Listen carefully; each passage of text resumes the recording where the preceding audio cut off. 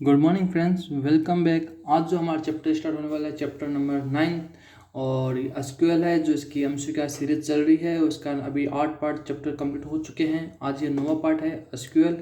तो एसक्यूएल का सिंपल सा फॉर्म क्या होता है, यानी फुल फॉर्म क्या होता है, स्ट्रक्चर क्यूरी लैंग्वेज। यानी इसके अंदर हम देखेंगे टेबल कैसे बनता है, इसके अंदर कौन कौन से पार्ट्स हैं और इससे हम क्या क्या कर सकते हैं, राइट।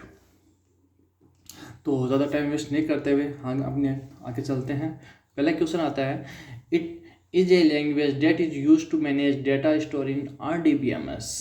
आपको एक ऐसी लैंग्वेज बतानी है जो डाटा को यूज मैनेज भी करती है और उसको डाटा स्टोर भी करती है RDBMS के अंदर। पहले आता है DDL, सेकंड आता है DML, थर्ड आता है SQL, फोर्थ आता है नन ऑफ द अबव। आपको एक लैंग्वेज बतानी है जिसका यूज़ किस में मैनेज डाटा स्टोर करती है, किसके अंदर, RDBMS के अंदर।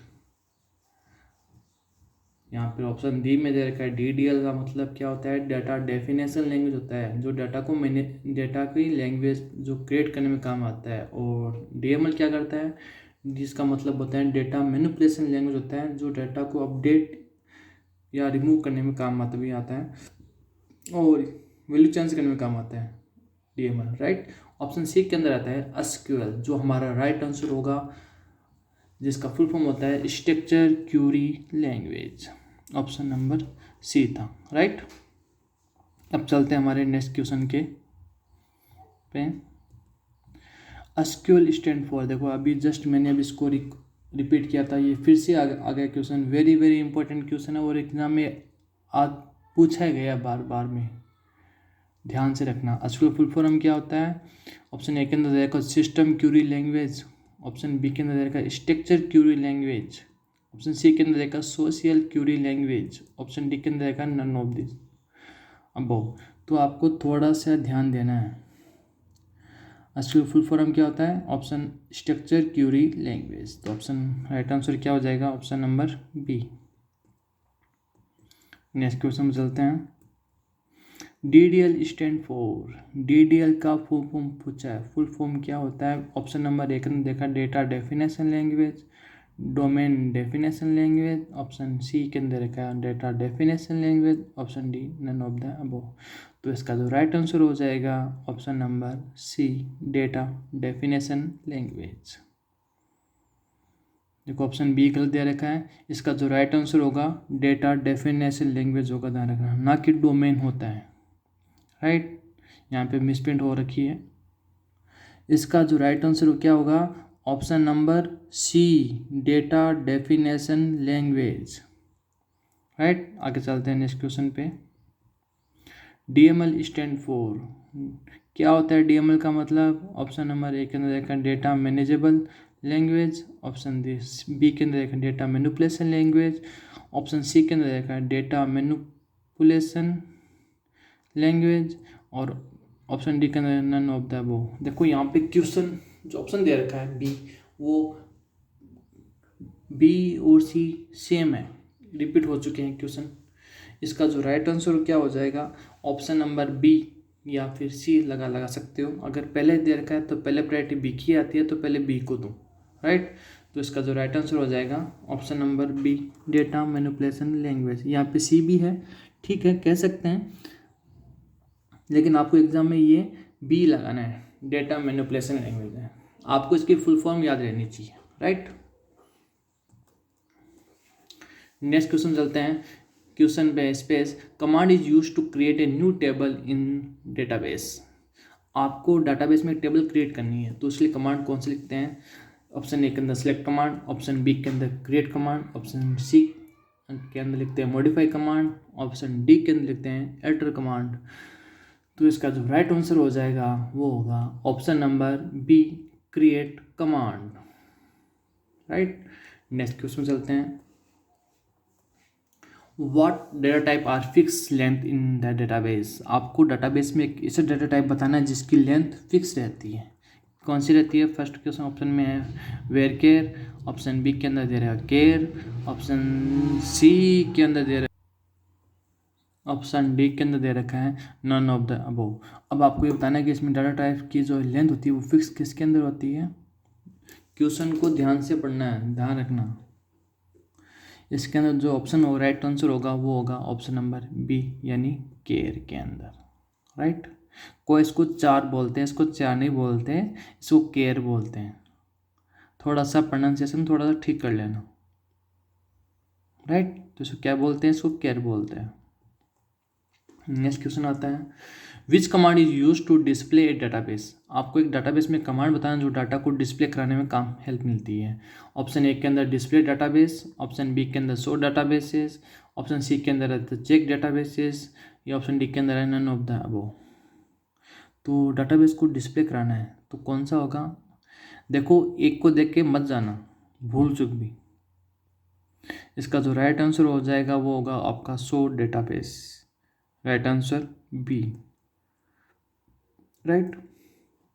नेक्स्ट क्वेश्चन चलते हैं, a command that let you change one or more field in the table. आपको क्या करना है, डाटाबेस में टेबल बन रखी है और उसके जो फील्ड है वो आपको चेंज करने हैं, एक या एक से अधिक। वो किसके अंदर, किस लैंग्वेज, किस कमांड के थ्रू कर सकते हैं। ऑप्शन ए के अंदर दे रखा है इंसर्ट कमांड के थ्रू, ऑप्शन बी के अंदर दे रखा है लुकअप, ऑप्शन सी के अंदर रखा है मॉडिफाई, ऑप्शन डी के अंदर रखा है all of the above. Table है, उसके अंदर फील्ड किसे कहते हैं, जो प्रत्येक कॉलम होते हैं अलग अलग, उसमें एक कोई सा भी कॉलम हो सकता है, उसे फील्ड है, फील्ड का कहते हैं। तो इसमें चारों में से कौन सा हम यूज़ ले सकते हैं। इंसर्ट कमांड तो क्या डाटा को वैल्यू इंसर्ट करने में काम लेता है। लुकअप तो ऑप्शन दूर दूर का चांस ही नहीं है। ऑप्शन सी यानी राइट आंसर होगा मॉडिफाई, जिसको हम चेंज करने में काम लेते हैं। इसका जो करेक्ट आंसर हो जाएगा option C modify. Next question चलते हैं, the command is use to delete table from a database. आपको एक टेबल बना रखी है, आप चाहते हो कि डाटाबेस में वो टेबल मिट जाए, उसके लिए कौन सा कमांड आप लिख सकते हो, यूज़ करते हो। तो पहले आता है ऑप्शन ए के अंदर डिलीट टेबल, ऑप्शन बी के अंदर आता है रिमूव टेबल, ऑप्शन सी के अंदर आता है ड्रॉप टेबल, ऑप्शन डी के अंदर आता है नन ऑफ द अबव।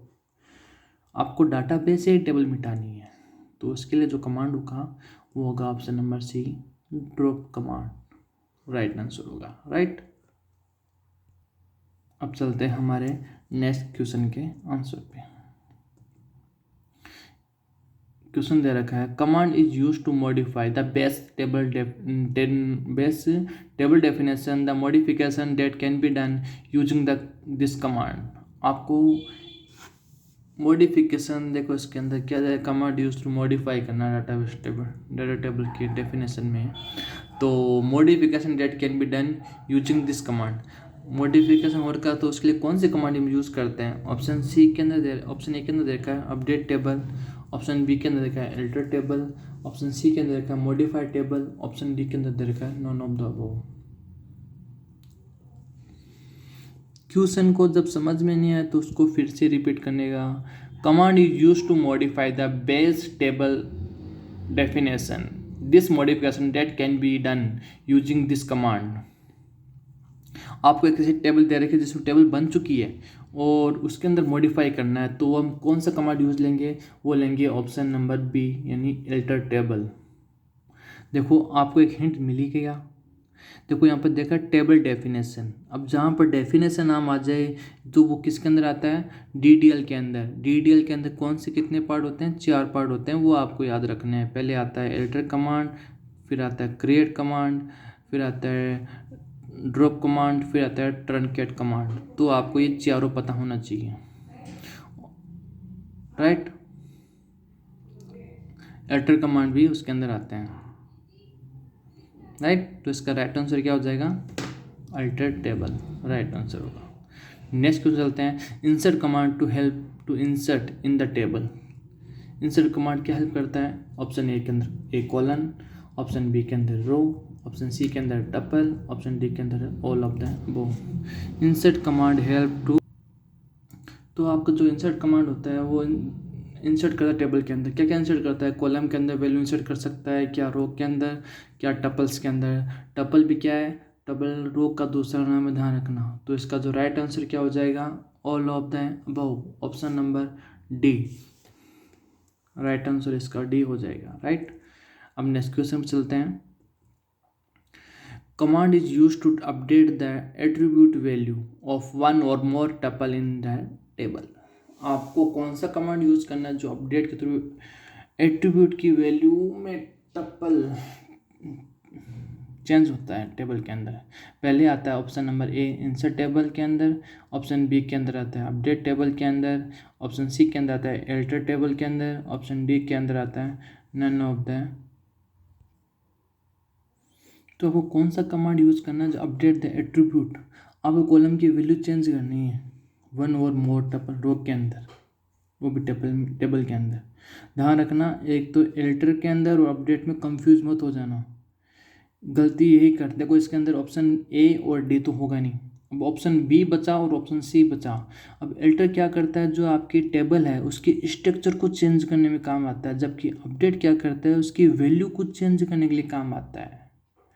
यहाँ पे क्या पूछा है, अपडेट द एट्रीब्यूट वैल्यूज, यहाँ पे उसकी वैल्यू पूछा है one or more the tuples. एक रो के अंदर एक या एक से अधिक रो है, उसके अंदर आपको वैल्यू चेंज करनी है, तो वो कौन सा होगा, ऑप्शन नंबर बी करेक्ट होगा आपका, राइट आंसर बी, राइट। अब चलते हैं नेक्स्ट क्वेश्चन पे। In order to delete one or more tuples command is use to, आपको एक टेबल में more than tuples row delete करनी है, तो उसके लिए कौन सा कमांड यूज़ करेंगे। ऑप्शन नंबर ए के अंदर आता है ड्रॉप कमांड, ऑप्शन बी के अंदर आता है डिलीट कमांड, ऑप्शन सी के अंदर आता है रिमूव कमांड, ऑप्शन डी के अंदर आता है इरेज कमांड। तो इसका जो राइट आंसर हो जाएगा वो होगा option number B delete command. आपको टपल को रिमूव करनी है इसके अंदर, कमांड के अंदर रो डिलीट करने के लिए, ठीक है। Option number B delete command. Next question चलते हैं। Find the sum of the values for a selected attribute which has a numeric data types, आपको सम करना है वैल्यू का, तो उसमें एट्रीब्यूट पूछा नंबर कौन सा डेटा टाइप यूज़ करते हैं। पहले ऑप्शन नंबर ए में आता है काउंट, ऑप्शन बी के अंदर आता है सम, ऑप्शन सी के अंदर आता है मैक्स, ऑप्शन सी डी के अंदर आता है मिनिमम। आपको सम का वैल्यू काउंटेड करना है सिलेक्टेड वैल्यू का, तो उसमें नंबरिक डेटा टाइप्स पूछा है, तो वो कौन सा होगा, वो होगा ऑप्शन नंबर ए काउंट होगा, जिसके अंदर हम वैल्यू काउंट कर सकते हैं, राइट। नेक्स्ट क्वेश्चन चलते हैं हमारे। देखो नेक्स्ट क्वेश्चन में क्या दे रखा है, which SQL command is use to display the database on the certain pattern. अब आपको एसक्यूएल कमांड का कीवर्ड बताना है जो डिस्प्ले करता है एक पैटर्न के बारे में, तो क्या होगा, ऑप्शन नंबर ए के अंदर है लाइक, ऑप्शन बी के अंदर दे रखा है इन, ऑप्शन सी के अंदर देखा है बिटवीन, ऑप्शन डी के अंदर दे रखा है रेंज। अब आपको पता होना चाहिए कि हमने अभी जो पढ़े हैं वो हमेशा लाइक, इन और बिटवीन पूछे। अब आपको जिसने इसको ध्यान से पढ़ा है और इसमें डिफरेंस देखा है, तो हम जब भी हम पैटर्न यूज़ करते हैं तो उसके लिए कौन सा आता है, लाइक आता है। ऑप्शन नंबर ए हमारा राइट आंसर हो जाएगा, राइट। अब चलते हैं नेक्स्ट क्वेश्चन के आंसर पे। तो आज के लिए इतना ही, थैंक यू फॉर क्लास। तो अब जो आएगा हमारा नेक्स्ट टॉपिक वो आएगा कंप्यूटर नेटवर्क आएगा इसके बाद में, और जब हम कंप्लीट सीरीज हो जाएगी एक बार, फिर हम उसका सेकंड पार्ट पे भी डिस्कस करेंगे। तो आज के लिए इतना ही, थैंक यू, धन्यवाद, राम राम।